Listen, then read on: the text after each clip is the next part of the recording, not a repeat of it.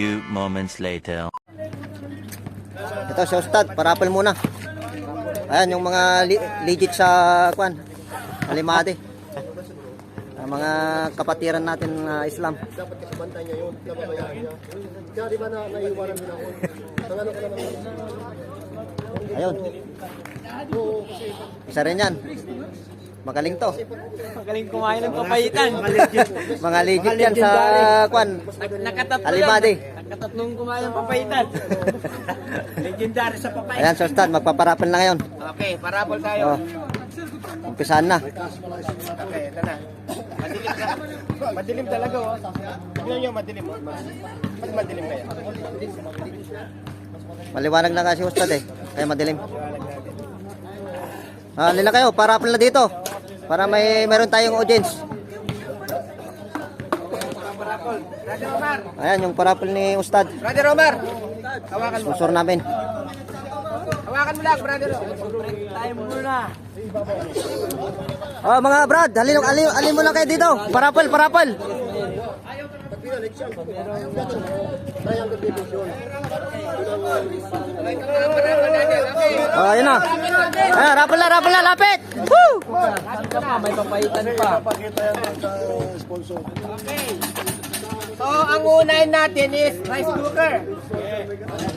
Pagkatapos ng rice cooker, tablet. Okay? Ayos, masyaallah. May cash prize pa. Okay, so, bubunot na ako ha. Bubunot na ako dito. Masyaallah, alhamdulillah. Yeah, first prize. Di pa yung pangalan na lang para mas maliit tapos igagana. Okay na yan, okay na. So, titignan ko muna yung sagot. Pag 10 ang mali, ibabalik ko. Okay? Kasi baka yung mga iba, hindi lang binasa. Hindi binasa, yan lang. Kailangan nasa 10 yung tama bago ko ibigay itong rice cooker. Okay? Okay, so sino kayang maswerte ngayon? Hindi ko muna babanggitin yung pangalan. Okay. Sino ang karapat dapat sambahin? Allah, Jesus, Muhammad. So, pag-aaralan natin mga kapatid, sa turo ng Islam, si Yesu Cristo at si Muhammad ay magpinsan. Kung ititrace out yung istorya, bakit? Si Yesu Cristo, galing siya sa angkan ni Isaac. Si Muhammad, galing sa angkan ni Muhammad. Ay, si Muhammad, galing sa angkan ni Ismael. Isaac, magkapatid. Ang tatay nila si Abraham. So, ang pagitan nila sa pagiging propeta nila ay umigit kumulang 570 years. Nung nawala na si Yesu Cristo, dahil si Yesu Cristo ay sinugo sa mga anak ni Propeta Jacob. Kaya nga may nakasulat sa Biblia sa Mateo 15:24, ang sabi doon, at ako'y sinugo lamang ng Diyos, kundi sa mga tupang nangaligaw, sa mga anak ni Israel.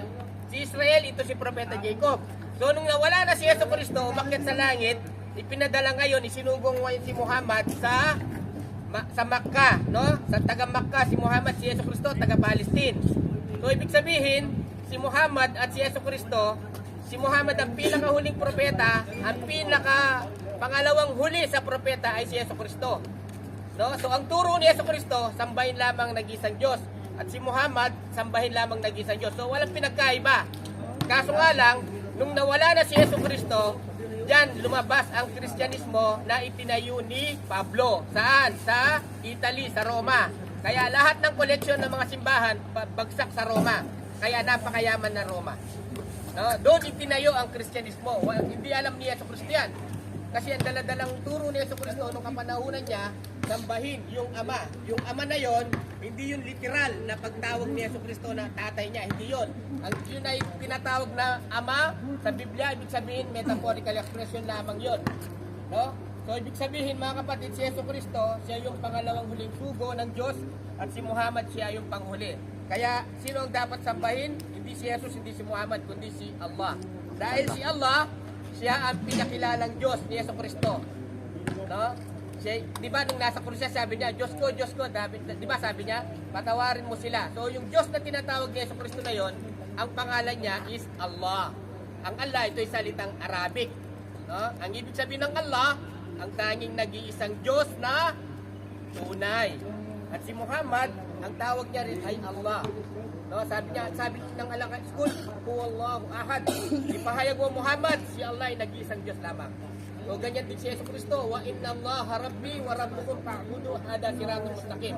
Katotohanan si Allah ang aking Panginoon, Panginoon nyo rin. Sambahin natin siya, ito ang kaligtasan. So pag sinamba natin si Allah, doon pa lang tayo maliligtas mga kapatid. Dahil si Allah, ito yung Diyos na ipinasasamba ni Yesu Cristo. Kaya kaming mga balik Islam, ipinapaliwanag lamang namin sa inyo. Kasi dati lang ako Katoliko Kristiyano mga kapatid. Nag-Muslim ako, nagbalik Islam ako way back 2004 sa Saudi Arabia. 2004. So isa na akong ngayon mga ngaral ng Islam. So ang akin lang naman, iparating sa inyo ang katotohanan, ang gagabay sa inyo, ang Diyos. Hindi ako. No? Nakapagbasa na kayo. Isang way na yan, isang paraan na yan na binibigyan kayo ng gabay ng Diyos patungo sa katotohanan sa pagsamba sa nag-iisang Diyos. Okay, so Allah ang tama, magbigay ng katanya ng Diyos, nag-iisa, walang katulad, lahat ng nabanggit. Hindi, lahat ng nabanggit, nag-iisa siya at walang katulad. Pag sinabi nag-iisa, walang Diyos anak. Pag sinabi walang katulad, hindi siya tao. Si Jesus Cristo tao, di ba? Pinuli pa nga eh. Nakasulat sa Biblia. Nung nabasa ako sa Biblia, tinuli si Jesus Cristo. Hindi ko matanggap yun na ang Diyos ko ay tuli. Kaya nag-Muslim ako. No? Kasi hindi ako, kahit isipin natin mabuti, pwede bang tuli ng Diyos? Hindi, tao lang ang tinutuli. Pero si Jesus Cristo tinuli eh. Sa Mateo 21:26 mga kapatid. Tinuli siya brother. Hindi ito pinapaliwanag ng mga pari sa atin. Para nga hindi natin makita ang katotohanan eh. Oo nga. Nasa Biblia yan. Gusto nyo, pakita ko pa yan next Friday. Dalhin ko yung Biblia ko. Tinuli. Nung nalaman kong si Jesus Cristo tuli, hindi ko matanggap yun. Na ang Diyos ko yung tuli. Nag-Muslim ako. Si Jesus, Lucas 21. Lucas 2:21. Hindi, tinuli siya bro. Tinuli siya si Jesus Cristo. Yan ang tinuturo sa atin. Kaya kami mga balik Islam, ibinubunyag namin sa inyo ang katotohanan. Okay. Okay. Sino ang propeta ng turo ng pasara sa Diyos-Diyosan? Wala sa kanila. Si Noah, Abraham. Si Noah hindi nagturo ng sambay ng Diyos-Diyosan at saka si Abraham. Ano ang layunin na napaglikha sa taon sa upang sumamba sa Diyos? Tama. So, ano ang pinakabuod na mensahe ng propeta? Pagsamba sa nag-iisang Diyos, tama. Walang mali si brother. Anong kasalanan hindi patatawarin? Yung pagtatambal, no? Yung pagkikit ng buhay, may kapatawaran. Yung pakikipit, may kapatawaran. Yung pagsamba sa mga Diyos-Diyosan, walang kapatawaran yun. Ang galing ni brother, talagang binasa niya, no? So, idolatria. Ibig sabihin, pag sumamba tayo sa mga rebulto ni Jesus, rebulto ni Maria, so, abang buhay tayo sa apoy ng impyerno, papayag ba kayo? Siyempre hindi. Kaya lang, kailangan magbalik loob tayo kay Allah. Kaya pinapaliwanag namin si Allah lamang nag-isang Diyos. Ang hari sa lumang Egypto, sino? Nung panahon, si Paraon. Ito, nag-miss siya. Moises ang nasagot. Jesus na kailangan natin nga pwede naman, pwede pa yan, 10 yan eh.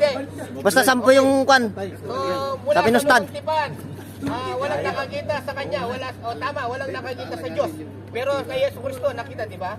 Okay. So ibig sabihin di Diyos yung nakikita kasi maging sa bagong sipan, walang nakakita sa Diyos. Paniniwala sa labas ng Northern India, Hinduismo, sa reliyon, iba't ibang uri ng Diyos-Diyosan, Hinduismo, pinaniwala ng propeta, Kristyanismo, tama, paniniwala sila sa propeta. Ang reliyon na ginawang ganap ng Diyos, Pilihan, Islam, tama. Ang reliyon na itinagubli kay Noah, Islam. Okay. At saka kay Abraham, kay Jesus, Islam. So isa lang mali. Ang pangalan niya ay si Tala. Sino itong Tala na to? Ayun o, yung isa. Tala, Alex. Isip ko yung Ehipto. Allahu Akbar! Wala, hindi kompleto yan. Mali niya. Balik ka. Pwede yan, pwede yan. Ang hari sa lumang tipan Ehipto na itinuring niya. Yun ako nagkamali dahil naisip ko, pumasok sa isip ko, yung Ehipto. Pwede. Pwede, isa lang naman yun eh. Pwede yun. Ayaw! Ayos! Allahu Akbar! Allahu Akbar! Gusto mo idea? Allahu Akbar! Pinasa ko yun. Ang pumasok sa isip ko yung Ehipto. Okay, siya po nakakuha ng rice water sa lateral. Ulas, tablet tayo, tablet. Allahu Akbar! Tablet. Tablet. Naka-rice cooker kaya pala eh. Tablet. Masyaallah, masyaallah, alhamdulillah. Tablet. Masyaallah, masyaallah. Inalog ko na to bro kanina. Marami ng kulog to. Magbasa ka. Hindi mo masasagot ang tanong kung hindi mo nababasa. Para ka Tama. nag-aaral eh. Okay. So last. Ito na.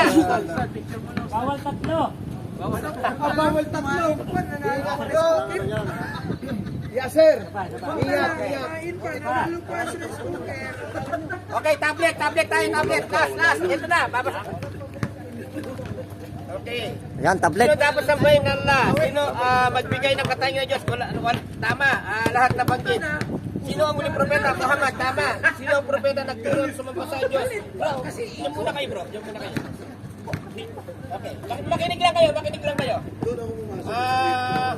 Anong layunin ng pagkalikha ng tao upang sumamba sa Diyos? Tama.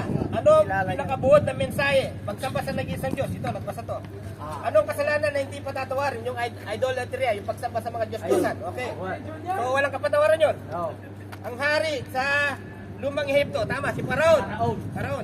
Batid ni Jesus kung kailan darating? Hindi niya batid kasi nakasulat sa Mateo na sabi niya doon, sa oras na araw na yaon, walang sino man ang nakakaalam sa paghuhubog, kundi maging ang mga anghel sa langit, kundi ang Diyos lamang.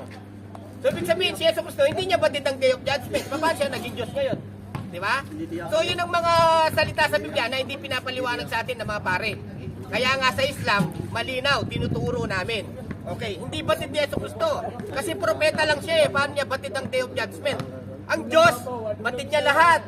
Kahit hindi ka pa nga nagsasalita, alam niya yung nasa puso mo eh. Di ba? So, pero si Yesu Cristo, hindi niya batid ang Day of Judgment. So, paano siya naging Diyos ngayon? So, ibig sabihin si Yesu Cristo, propeta lang siya. Sugo siya ng Diyos. Mula sa lumang tipan, winika ng Diyos, walang nakikita sa kanya. Tama. Pinaniwalaan mula sa labas ng Northern India. Ang Diyos ay nagkatawang tao. Si Budismo ito. Sa reliyong ito, uri ng Diyos ng kailangang sinasamba, turing ng baka. Hinduismo, pinaniwalaan ng propeta ng Diyos anak. Diyos o bahagi ng Diyos. Kristyanismo, ang reliyon na ginawang ganap ng Diyos. Islam, ang reliyon na tinagubilin kay Noah, Abraham, Moises, Jesus at Muhammad. Islam, perfect. Perfect to, perfect. Nagbasa to. Dapat mag-Muslim na to kasi perfect siya eh. Tignan natin yung pangalan ha. Balik na yan. Cristiano? Pintada. Hindi ako yan. Hindi. May mali ako. Wala dito. G, yung dulo dyan, G. Ganyan, Ang magbabalik number niya 842911107. Balik ka rin mo yun. 70119248. Laptop ba, laptop? Sino yun? Sino? Pangal, kinyan ustada. Cellphone mo yun? Pag cellphone po. Sino si Enrico? Ayan siya! Ikaw ba yan? Okay, walang mali. Come on! Okay, magmumusin na to kasi perfect yung sagot niya bro. Hey, sabi mo kasi basahin, di? Sino karapat dapat sambahin? Allah. Ang dapat tanggapin. Ano naman, Ustad? Masyaallah, Allahu Akbar. Okay, nag-isa na. Si propeta, sugo lang siya, propeta. Si Yesu Cristo, Yeah. sugo. Si Muhammad, sugo, propeta. Sugo, propeta. Okay. So, ang dapat tanggapin ng Islam. Tanggapin na! Tanggapin! Ayo, Allahu Akbar. Allahu Akbar. Ano kasi akalain na ako manalo. Walang binyagan sa Islam, ha? Tingnan nyo. Ang pagpasok sa Islam, sasabihin mo lang, sumasaksi ako, nanunumpa na walang ibang Diyos maliban kay Allah. At sumasaksi ako, sumusumpa na si Muhammad at si Jesus Cristo, mga tungkol propeta. Kaya mong banggitin yon? Hindi ko na naano. Hindi pa handa. Okay, hindi natin siya pipilitin. Okay, kay brother, sa kanya siya. Masyaallah, Allahu Akbar. Pero bro, pag handa ka na mag-Muslim, nandito lang ako. Ha? Nandito lang ako. Picture mo lang kami dalawa. Ayaw ko naman siya pinili. Okay. Sila po. Okay. Next Friday, meron pa yan brother. Marami yan. Yun pa rin yung Marami pa rin. Oh.